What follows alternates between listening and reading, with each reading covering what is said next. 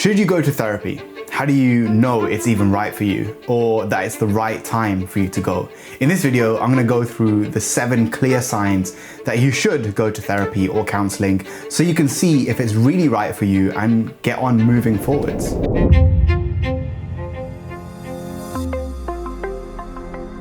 The first sign or clue that you should seriously consider going to therapy is overwhelm. If you consistently feel like you have too many things to do, too many issues to cope with, it's a strong indication that you could benefit from working with a professional counselor or therapist. Maybe you notice yourself having a huge to-do list, but you're avoiding it. You're burying your head in the sand, so to speak, by numbing yourself with things like alcohol, food, sex, masturbation, weed, TV, social media, you name it. Whatever helps you to put those things off till another day so you can just relax. I'd say this is different from normal procrastination because it's an ongoing chronic issue that's negatively impacting your quality of life. It's almost like you're trying to drink from a hose pipe and you just can't keep up. The second clear sign is feeling really fatigued or hopeless. Again, we're looking out for when this happens, not just on the odd occasion, but more often than you would like. You might even experience feeling physically more tired and drained than normal for some reason. You might be having trouble sleeping or waking up randomly in the middle of the night, or the opposite, waking up feeling really lethargic and unmotivated to start your day. I know for me, I've reached this point in the past and often felt like I didn't see the point in doing everyday normal things. And it was simply a battle to get up, have a shower, do my bed, and getting through the day was an actual achievement. Now, there could be all sorts of reasons that this is happening. You know, your diet, caffeine intake, physical health that would be causing this. But again, when life is feeling hopeless and grey like this, it's a clear sign that you can benefit from seeking professional help. The third sign is anxiety, something I've battled with and learned to manage throughout my life. Even as a young child, I used to get really bad anxiety at just being late for school. I remember at the time I'd walk into the classroom and feel really ashamed and really anxious because all the other kids were looking at me and I felt like I was this out of place reject. I'd get severe chest pains that wouldn't go away for months on end. And unfortunately for me at the time, all of the doctors and specialists that my parents took me to see, they said I was making it up and that there was no problem. I understand now that it was simply a case of bad anxiety caused by a variety of things that were going on in my life at the time. But as a young child, obviously, I didn't understand this or know about breathing techniques or mental coping strategies like I do now. I don't even think there was a common understanding of this word anxiety. So we've come a long way since. Anyway, if you're worrying more than normal and a large chunk of your days are being dominated by this really awful pit in your stomach, this feeling of anxiety or impending doom or terror or anything just remotely like that, go and get help. Work with someone who is trained and dedicated their lives to helping you. You might be even having trouble breathing like I was because your chest feels tight all the time. My partner always says that whenever she notices me feeling anxious, I tend to take these big deep breaths and then exhale like that, all without noticing when I'm working or watching TV. So for me, that's a physical cue that I need to watch out for, that this anxiety monster is creeping up on me again. And it's interesting too that a lot of how we feel is stored up in our bodies. And if we can learn to pay close enough attention to these subtle cues and signals, we can make changes and adapt much quicker. The fourth sign you should go to therapy or counselling is outbursts of disproportionate emotion.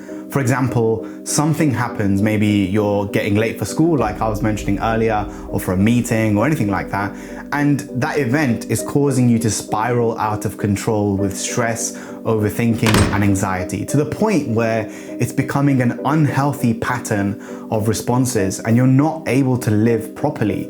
Maybe sometimes your reactions are considered extreme in comparison to the situation and you're struggling to keep control. Things are making you more irritable than usual.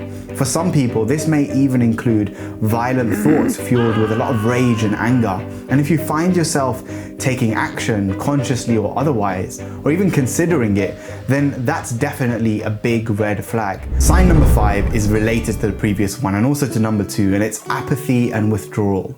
You're not seeing the point in things, and instead of having a disproportionate reaction, you're having no reaction at all. Things that you would normally find interesting or engaging in your day-to-day life just don't. Now, this could be indicative of a deeper issue, but the longer it goes on, the more important it becomes to get help. In case any of you think that you're coping less well than your peers, in a recent survey of 2,000 Americans, 95% said 2020 has impacted their mental health in a negative way, including losing their ability to sleep well and focus. 60% of them said they were more stressed this year than other years, and 67%, that's more than 2/3, said they can't wait for the year to be over. My reasons are slightly different, but I can definitely hold up both hands and say I'm part of that 95%. A big thing I've genuinely missed has been simple things like going to the gym, something that I know is a fundamental part of my well-being practices. If you find too that you're withdrawing from people, from social interactions, and even fearful around other people like I was, therapy can help you to understand why. Sign number 6 is you've experienced a major life event, something that has had a huge bearing for you and you're struggling to cope or function. Some examples are the obvious, going through a breakup, an emotionally abusive relationship, divorce, victim of a crime, death of a loved one, loss of a job, etc., etc. But an important thing that I think is key to add in here is that major life event can be anything. It's about how that event has impacted you, not anyone else. We all respond to things in different ways. A divorce might be traumatic for one person and not for another. One example in my life is when I applied to university many years ago and I was rejected by every university I applied for. I buried it as being not that deep, when in actual reality for me at the time, it was a major life event. I labeled it as a first world problem and that I was being a snowflake and I needed to move on. And that helped me to recover, but not to really heal from that setback. And the final sign that you should consider going to therapy or counseling and seek help immediately is you've been engaging in destructive or harmful behaviors to yourself or others. This could be something like self-harm or contemplating suicide, but also behaviors that are harmful in other ways.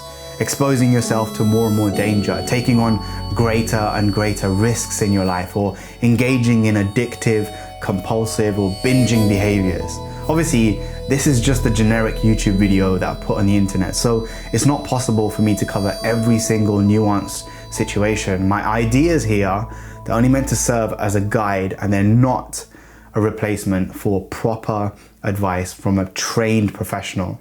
And that's why for this video, I've partnered with BetterHelp, an online service and app that provides affordable online counseling and therapy to anyone, anywhere. If you want to check it out, click the link down in the description to get 10% off your first month of therapy. And unlike traditional therapy, you can get matched in minutes with a licensed and trained professional, so you don't need to wait around or hunt for the right therapist or counselor. I know it can be quite confusing to find the right type and the right fit, and you don't want to get overwhelmed with those things. You want to get started with your journey. Best of all is you can interact with your therapist and counselor in a variety of ways, via chat, phone call, video call, or through the app's messaging function. I made a little cheat sheet of this video, which you can check out on my Instagram profile. I'll leave a link down below in the description, or just go check out my feed. It's at KeshavBX. And if you're new here, my name is Keshav and I'm a professionally trained and certified life coach who makes videos about self-improvement, building a growth mindset, and living a meaningful life, whatever that means to you. So if you enjoyed this video, please help me beat the algorithm by liking my video. It actually seems to help quite a lot for some reason. And subscribe to my YouTube channel. Remember, to get notified about videos like these, you have to turn the notifications on. Otherwise, you won't know when new videos come out, and who of us wants that? Besides the list I've shared, my general rule of thumb is personally, if you're thinking about it, the chances are you should probably do it, especially if you can afford it and you have access. Obviously, everyone's situation is different. You know, it's absolutely and totally normal to work with a personal trainer, for example. Why can't we have the same level of normality around working with a counselor or a therapist or life coach? I don't understand. Sometimes, you know, people get offended about you suggesting they go see a therapist or counselor, but it's actually a really great idea. There's no better investment than that of investing in yourself, in my view. And for me, your mental well-being is the most important thing that you can invest in, because you are constantly affected by the inner workings of your mind 24 hours a day. So doesn't it make sense to constantly iterate and improve your quality of thinking by working with a professional? Anyway, click over here to watch my video on what I learned after 30 days of therapy, and I'll see you next time. Thanks for watching. Peace.